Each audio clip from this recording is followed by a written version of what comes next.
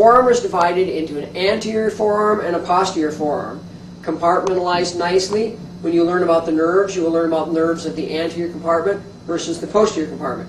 The anterior forearm has muscles that mostly pass into the hand for movement of the wrist or the fingers. There are, however, a few muscles that are for movement of the forearm itself.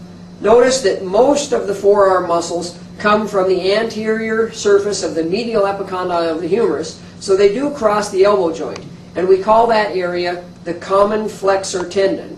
Now on this model we can see one muscle that heads from medial to lateral across the front of the forearm, where it will wrap around the posterior lateral aspect of the radius. This muscle is called the pronator teres muscle. As its name implies, its function is pronation of the forearm. Now if we look at the model carefully, running straight down the anterior surface of the forearm and passing superficial to a band of connective tissue called the flexor retinaculum is a muscle known as the palmaris longus. This muscle's origin is off of that anterior medial epicondyle of the humerus, but it does not insert anywhere on this model. That is because its insertion is not a bony insertion. It inserts into the skin of the hand on the deep side of the connective tissue, the skin of the hand. And since this model is for showing muscles, the skin has been removed. So they have cut this muscle off right here, the palmaris longus muscle. This muscle is absent in roughly 16% of people. If you don't have a palmaris longus, it is really of no consequence. To the lateral side of palmaris longus, we can see running along the radius and inserting just past the carpal bones of the wrist is the flexor carpi radialis muscle. Conversely, on the medial side, we see running along the length of the ulna and inserting just past the carpal bones of the wrist is the flexor carpi ulnaris. They are both named for their action, flexion at the wrist, flexor carpi, radialis running along the radius, and ulnaris running along the ulna. Now, if on this model we could peel away the palmaris longus muscle, we would see a wider muscle underneath it called the flexor digitorum superficialis muscle.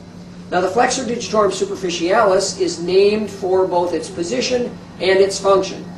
Flexor digitorum tells you it's going to flex the digits 2, 3, 4, and 5, and it is more superficial than another muscle.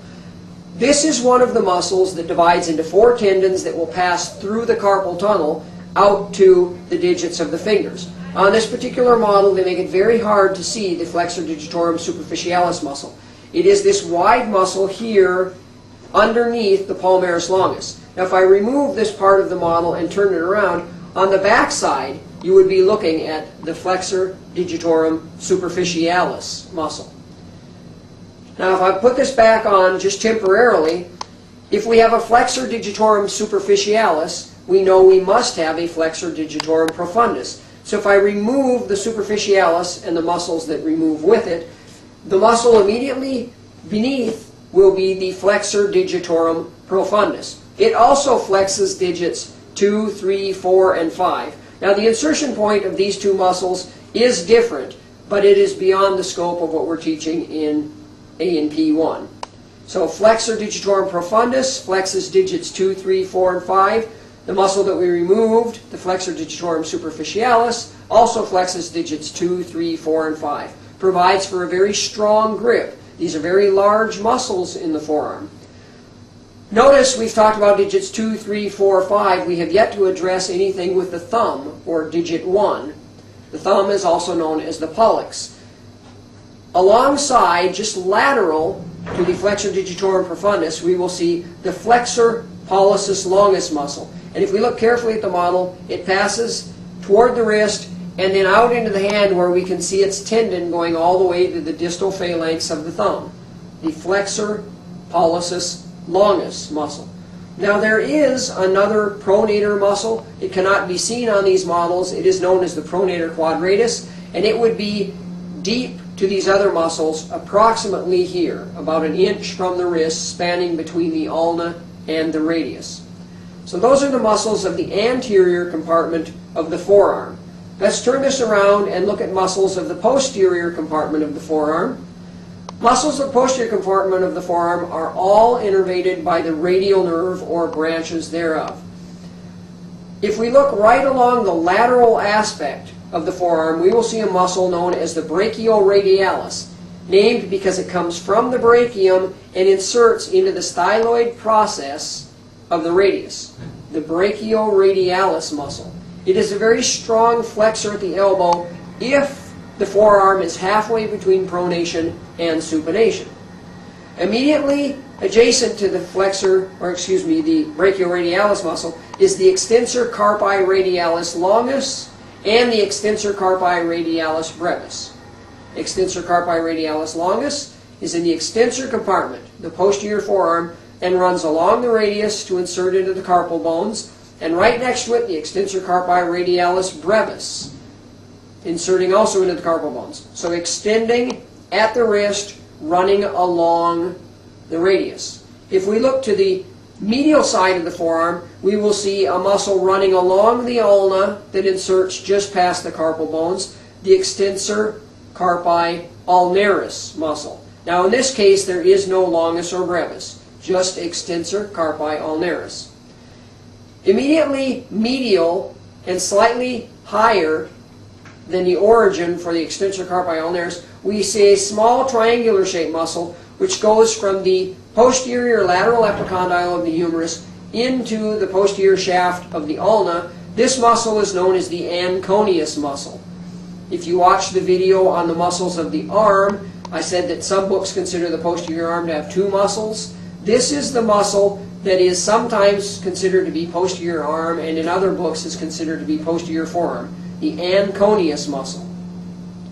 Now if we look at the remainder of the posterior forearm, we can see a large muscle running along the back of the posterior forearm that will divide into four tendons. These tendons go to digits 2, 3, 4, and 5.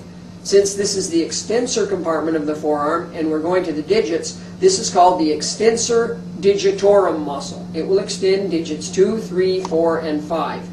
And if you look carefully on the model, you can see that breaking away from the extensor digitorum, there is a smaller muscle, very narrow, which goes only to the little finger. That is the extensor digiti minimi muscle. The extensor digiti minimi. Now the posterior forearm, like the anterior forearm, was divided into layers. So if I remove the different muscle layers, as the model allows, I will remove the muscle bellies, mostly of extensor digitorum, extensor digiti minimi, and extensor carpi ulnaris, and we can see underneath some of the other muscles we need to discuss. And I'm also going to remove the muscles that are over on the lateral aspect of the forearm, which were the brachioradialis, the extensor carpi radialis longus, and brevis. Now we can see the deep compartment of the posterior forearm. Wrapping around from the olecranon process of the ulna and the lateral epicondyle of the humerus and wrapping around the radius, we see the muscle known as the supinator muscle. As its name implies, the supinator muscle supinates the forearm.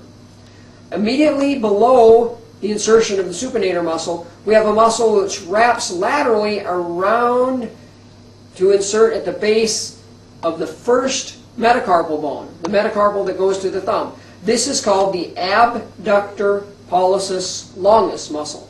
Abductor pollicis longus. This is the muscle that allows us to take our thumb away from the rest of the hand. Abduction of the thumb. Immediately distal to that muscle, we see the extensor pollicis brevis muscle, and next to that, on the model, we can't see it cutting across the remainder of the muscles that we weren't able to remove, but we can see the tendon of the extensor pollicis longus muscle. And very poorly indicated on these models is yet one more muscle that passes underneath the other muscles that were not removable, the extensor digitorum and the extensor digiti minimi, and its tendon comes out to join only to the index finger, and that is the extensor indicis muscle. So with the extensor indicis muscle, we can extend only the index finger while keeping the other fingers flexed, With the extensor digiti minimi, we can extend only the small finger, the digiti minimi, while keeping the other fingers flexed. With the extensor digitorum, we can extend all of the digits of the hand. Now, one more thing I want to put in, I want to add these different muscle pieces back in. I want to show a small trick for learning the muscles leading from the lateral part of the posterior forearm around to the posterior forearm. Remember, we had the brachioradialis, then we had the extensor carpi radialis longus, then the brevis, then the abductor pollicis longus, then the extensor pollicis brevis, and the extensor pollicis longus. If we ignore the brachioradialis, then we simply alternate longus and brevis. Extensor carpi radialis longus, then there's a brevis, then there's a longus, then there's a brevis, then there's another longus. Extensor carpi radialis longus, extensor carpi radialis brevis. Abductor pollicis longus, extensor pollicis brevis, extensor pollicis longus. The muscles of the posterior forearm.